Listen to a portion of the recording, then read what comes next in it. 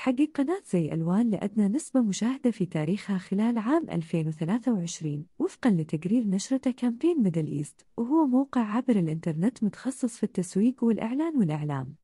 وتشير تقارير أخرى إلى أن مشاهدات القناة انخفضت بشكل حاد خلال الفترة الماضية، وهذا قد يرجع إلى عدة عوامل بما في ذلك: 1. تغييرات في المسلسلات الغير الناجحة. ربما يكون الانخفاض في مشاهدات قناة زي ألوان يرجع إلى تغييرات في العروض المقدمة، حيث قد تكون بعض البرامج والمسلسلات الجديدة لم تحظى بنفس الجاذبية والشعبية التي حظيت بها البرامج السابقة.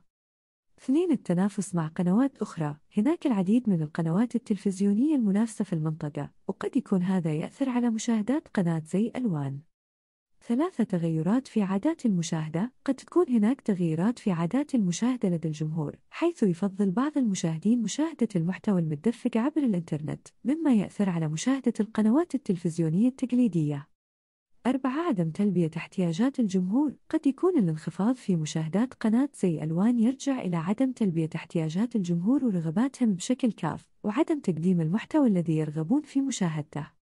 وبشكل عام، من المهم أن تستمر القناة في تقديم محتوى جذاب ومتنوع لجمهورها، والتواصل معهم بشكل فعال، وتحليل احتياجات ورغبات الجمهور وتلبيتها بشكل جيد.